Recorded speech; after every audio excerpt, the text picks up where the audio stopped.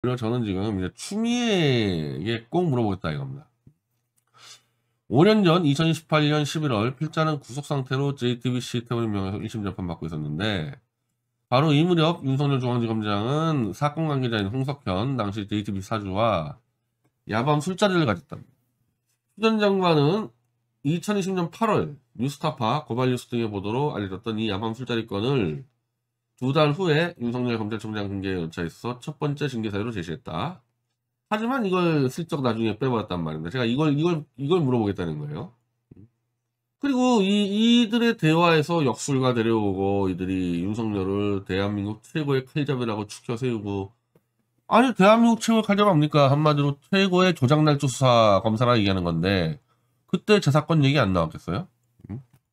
자, 2020년 8월 26일 뉴스타파 고발뉴스 이자들이 이제 이 인사동에서 이렇게 술 처먹고 노래 부르고 이러고 있었는데 2018년 11월 20일에 이때는 이제 제 사건 1심의 구형과 선고가 얼마 남지 않은 상태였는데 바로 2주 뒤인 2018년 12월 5일 검찰은 진정인 변희재에게 태블릿 PC 명예훼손 사건 재판에서 단순 명예훼손으로 유례가 없을 만큼 장기징역인 징역 5년을 구형합니다. 징역 5년. 그리고 이게 더 웃겨라 이거보다. 아니 검찰이 구형을 해서 결심했는데 어떻게 바로 3일 뒤에 바로 2년을 선고하냐 이거야. 우리가 2018년 12월 5일 날 각자 변론서를 제출하고 정말 200페이지짜리 변론서를 제출하고 다 제출하고 있는데 판사가 어떻게 3일 만에 선고 때리냐. 이미 이거 다 권력이 판짜 놓은 거죠. 검사 판사 다 리모컨으로 조정하고 있을 때지. 그 누가 있겠냐 이거야 얘네들을. 바로 홍석현 윤석열이가 했을 거 아니냐. 나는 이제 그렇게 추미애에게 내가 이들의 감찰을 요구했던 거죠. 자, 그래서 제가 이 추미애에게 직접 진정서를 넣었어요. 저 둘이 술 처마신 게 검찰이 5년 구형하고 재판부가 2년 선고한 것과 관련이 있는지, 그리고 증인 증거를 싹 다 기각합니다. 검사의 요청으로 판사가 증인 최순실, 손석희 다 기각해버려요, 판사가. 그러고 나서 막 때려버린 거거든요. 자, 그 상태에서 추미애의 법무부는 뭐 알려줄 수 없다 이렇게 도망가더니 결국 10월 26일 국회 법제법사위 종합국정감사에서 윤석열 총장의 과거 언론사주들 간의 만남 문제에 대해 법무감찰을 진행하고 있다. 이렇게 추미애가 이렇게 이야기를 해요. 그러더니 한 달 뒤인 11월 25일 윤석열에 대한 직무집행정지 명령 및 징계를 발표한다. 첫 번째 사유가 바로 윤석열이 사주 홍석현과 부적절한 만남을 가졌으며 이것이 사건 수사에 영향을 끼쳤다는 것이다. 윤석열은 지난 2018년 11월 서울중앙지검장 재직 당시 서울 종로구 소재주점에서 사건 관련자인 JTBC의 실질 사주 홍석현, 공정성을 훼손할 우려가 있는 부적절한 교류를 하여 검사윤리 강령을 위반했다. 자, 이렇게 추미애가 지금도 성역인, 지금도 절대 건드리면 안 되는 태블릿 조작 수사를 이렇게 거론하니까 윤석열에 줄 서 있던 조중동은 물론 미디어오늘 한겨레, 촛불, 뭐 KBS, MBC 다 지금도 마찬가지예요. 이거는 지금도 추미애 장관에게 맹폭을 가합니다. 이것들이 마치 현재 송영길 민주당 대표가 태블릿 조작론을 띄우자 좌우 기득권론이 집요하게 음압에 비방하는 것과 똑같죠. 내가 송 대표 측근을 만나니까 송영길 대표가 MBC 쪽에 이제 그 태블릿 조작을 막 하니까 그 MBC 쪽에서 소영길이 자꾸 이렇게 MBC가 껄끄러운 태블릿 조작을 거론하면 별로 안 좋을 거다 뭐 이런 식으로 얘기한다는 거예요. MBC들이.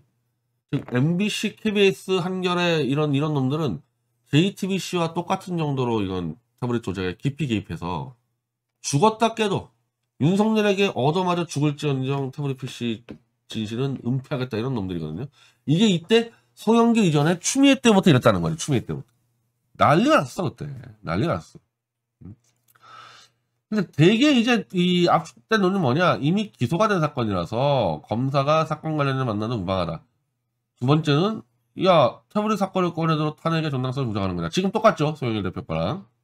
근데 이건 내가 아까 얘기했듯이 기소된 사건이라서 문제가 되는 게 아니라 이미 기소를 됐는데 재판에서 검찰하고 JTBC가 판판이 다 깨져 나가니까 완전히 코너 밀렸고요. 제가 강동서에서 많이 설명했으니까 더 설명 안 할게요. 이거는.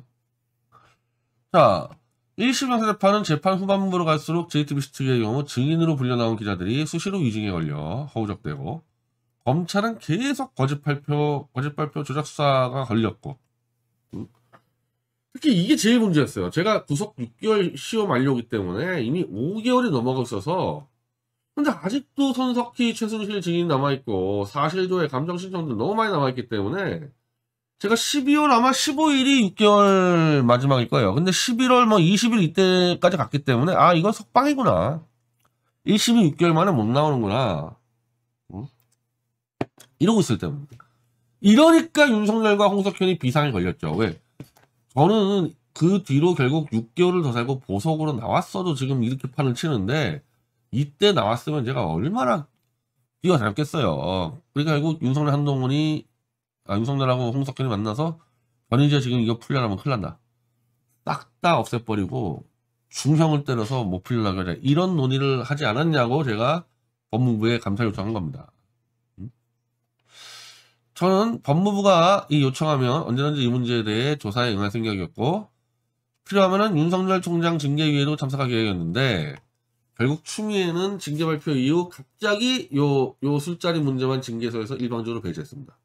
그 이유조차 발표하지 않았어요. 즉 추미애가 솔직히 할 말이 없죠. 자기는 윤석열하고 싸우고 있는데 문재인이 결국에 윤석열을 편들었다고 하지만 윤석열을 끝장을 낼 수 있는 제일 강력한 무기를 들고 싸우다가 그 무기를 스스로 내다 놨기 때문에 추미애도 할 말이 없어요. 그래서 이게 왜 내가 안타깝냐면은 윤석열이가 보수로 넘어오는 순간에 이미 보수 변절자들은 막 줄서기 시작했지만 이때는 아직까지 문재인 정권의 검찰총장이었기 때문에 윤석열에게 완전 줄서기 전이었어요. 그래서 보수의 상당수가 태블릿 조작에 대해서 아직까지 관심을 갖고 있었고 추미애가 태블릿 조작 이슈화 시켰기 때문에 우와 한판 붙자 이런 상태였다는 거예요. 그래서 아마 기억 나갔고 여기에 지금 이제 이 기록에 남아 있는데 차명진이 여기 와서 방송을 했어요. 그날 차명진이가 이 기회주의자잖아. 추미애가 이거 밀어붙여주네? 요거 하면 되겠네? 그래서 이거 빌붙으려고 왔던 적이 있었을 정도로 보수에서 굉장히 큰 파문이 일어났거든요. 야 드디어 태블릿 PC가 터지겠구나 이럴 정도로. 그리고 보수가 윤석열을 치기 시작하면은 윤석열은 보수로 도망갈 준비하는데 보수한테 거의 죽는 상황이 벌어진 거죠. 이 타이밍에 추미애가 저거 끌고 갔었으면은 윤석열은 거기서 죽어나갔을 겁니다. 그럼 대체 왜 추미애는 갑자기 윤석열이 가장 위험하게 바라보는 이 징계 사유를 일방적으로 배제했냐. 앞뒤 맥락을 따져도 내가 일찌감치 내가 감찰 요청했기 때문에 이미 법무부에서 감찰을 해왔던 건인데 그걸 갑자기 없애버리냐 이겁니다. 추미애가 나타낼 거는 이것도 문재인 세력의 압력이냐 이거죠. 이것도 문재인 세력의 압력이었냐는 거야.